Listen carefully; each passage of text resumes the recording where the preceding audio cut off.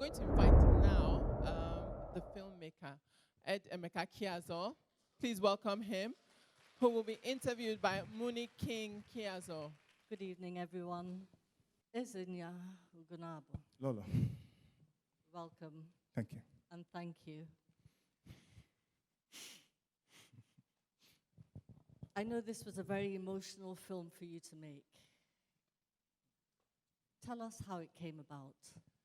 Yeah, look, this is a subject I've been researching for many years. I actually wrote a book about 10 years ago called The Comprehensive List of Honors of the Nigeria Regiment in Burma in World War II, in which I spent quite a bit of time compiling the citations for bravery for the war.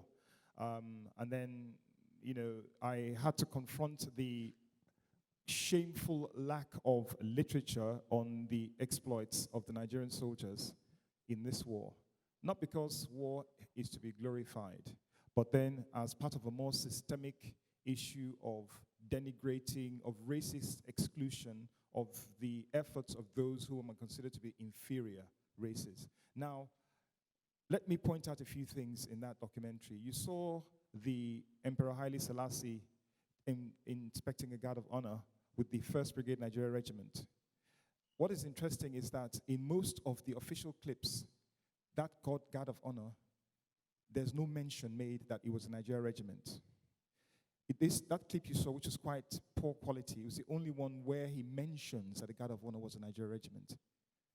Brigadier Cunningham, the commander-in-chief, is mentioned, and they are excluded. Now, the video of the troops in the jungle, in the bush, was not meant for British audiences. It was meant only for African audiences to encourage more recruitment. Now, Africans were not allowed to fight against Europeans at one stage because it was felt that if they succeeded in defeating them, it would disrupt the narrative of an inferior people who could not stand up to the colonial masters. So this project wasn't so much about saying, we can fight war. It was more about saying about a wider issue of exclusion of our own contributions to whatever it was. Because as far as the soldiers were concerned, most of them were willingly recruited or willingly enlisted because they had been sold the narrative, you are fighting for empire. And yes, I actually do think it was a good idea for African soldiers to fight against the Nazis and indeed the Imperial Japanese, because on a scale, as Barnaby alluded to, our lives would have been worse under Hitler. Let's just agree that one. Our lives would have been considerably worse under Japanese as the Burmese and the Indians were to find out, and indeed the Chinese were to find out. The Japanese weren't very nice to their prisoners of war, and for me, then the wider narrative was the fact that the Japanese who were greatly feared by Allied troops, and the Japanese were only defeated by the combined force of many nations. But then the Japanese soldiers feared the Africans. They feared us for two reasons: because we fought like them. We fought till the end. Secondly, for religious reasons, Japanese death is an important thing. How you transit is an important thing. And they had been told that Africans used to eat people. So you want to go to your ancestors in a shrine, not through the belly and toilet of an African shalanga. So you can understand why they feared us for two reasons. But it was an incredible, so for me, it was an emotional subject for all the reasons I gave. I know it's a long answer, but I had to answer it properly. Thank you. He never gives short answers, I can assure you.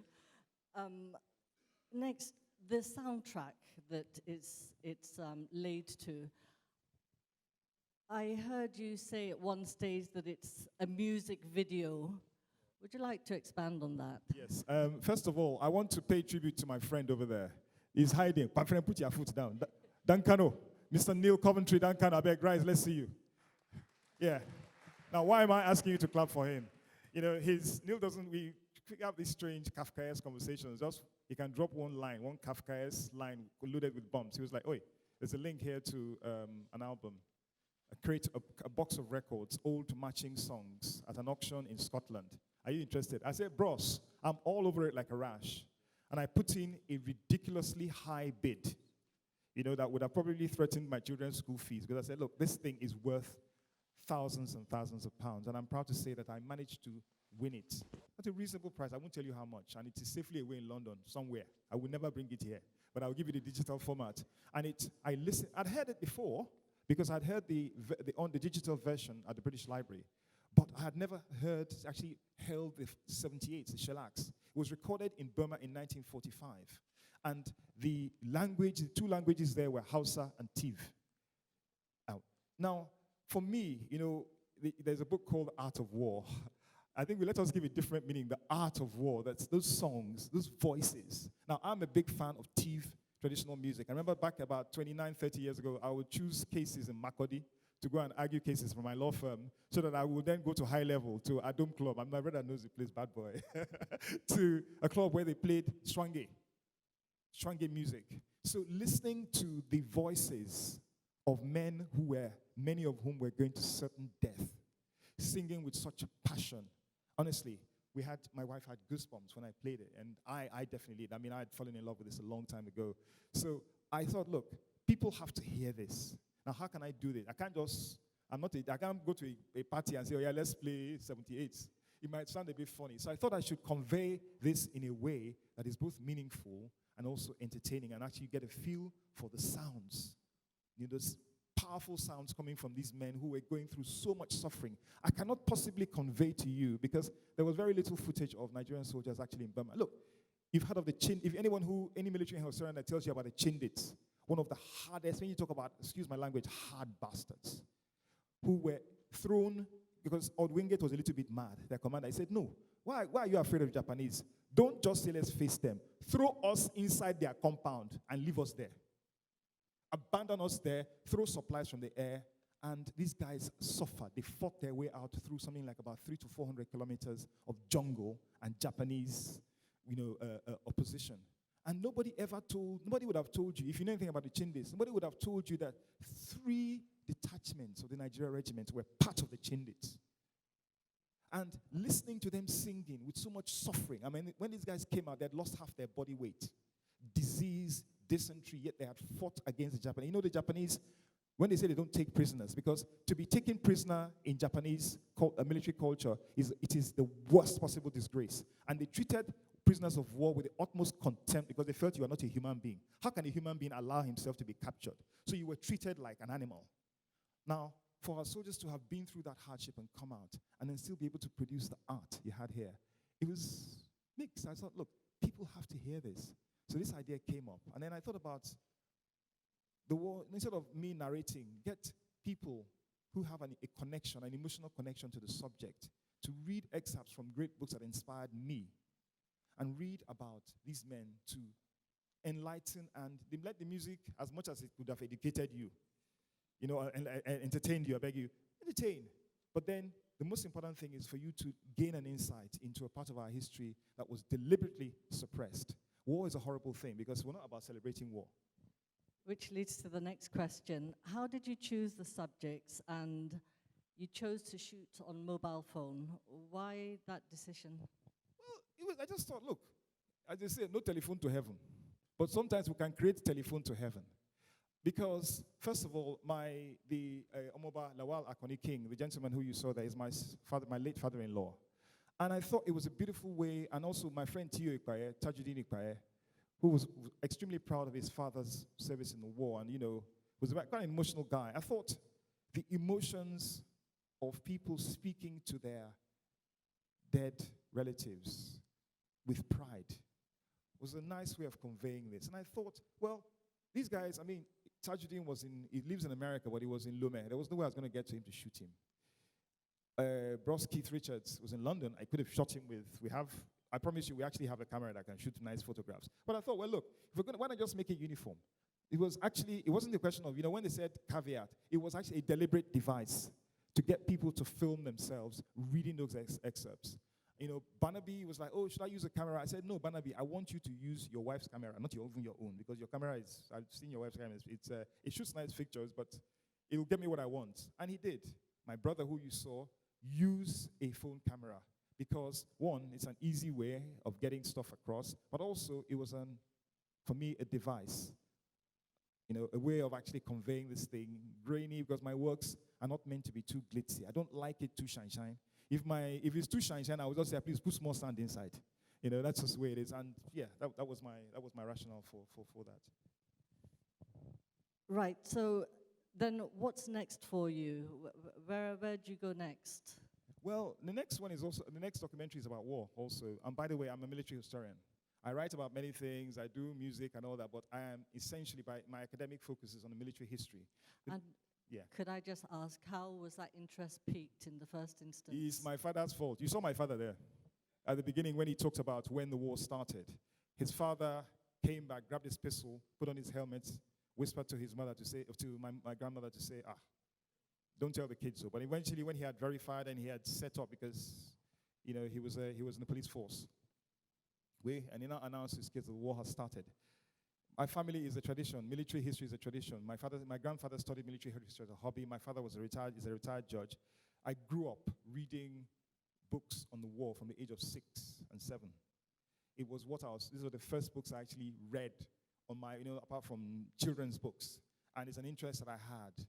I am a pacifist by nature, by the way. If you look, at the end of the day, after we're doing all they killed 100 people, the last, after you killed people, you came back, you were broken, you were destroyed. There's no one that comes, look, I'm a child of war.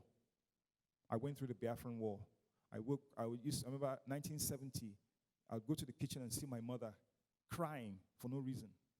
And I would ask, Mommy, what's wrong? She'll basically tell me to just get away. PTSD. I've seen what war can do. So it is a subject that is dear to my heart. So the next project that we're working on is a project on the war, not from the perspective, the Biafran War. Not from the perspective of, they kill us, we kill them.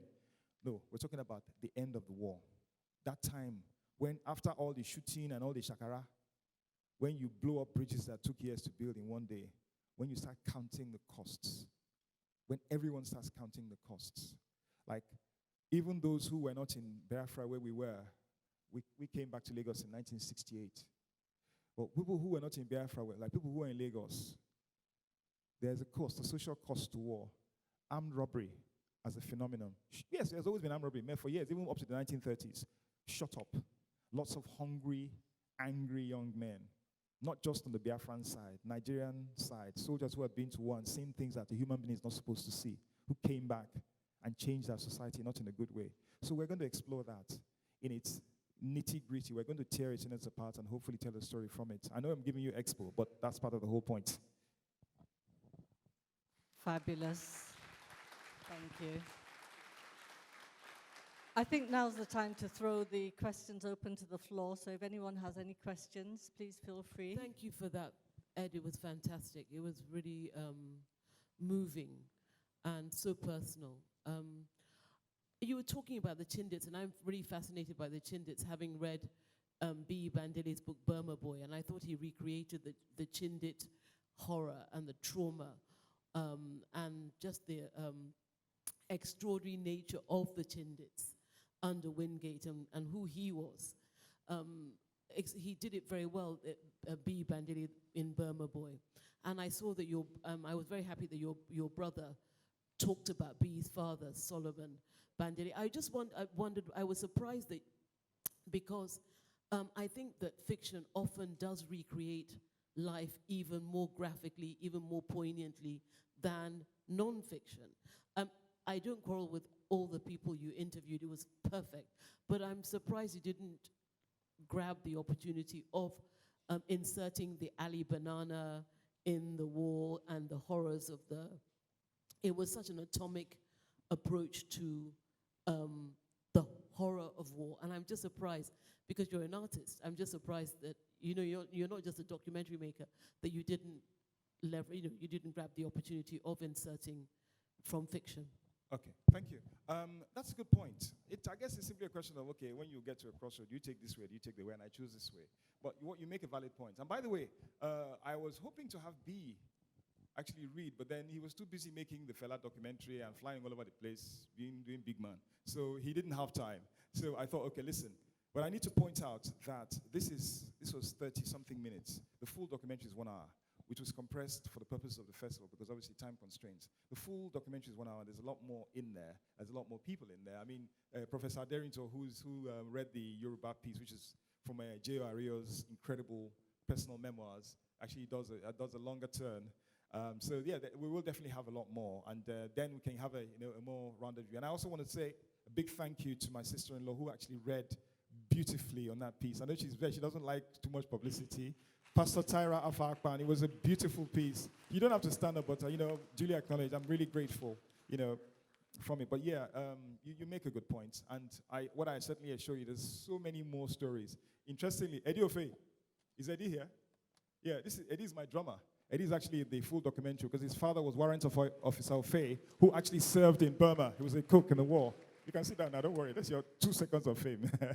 So yeah, we'll look at that.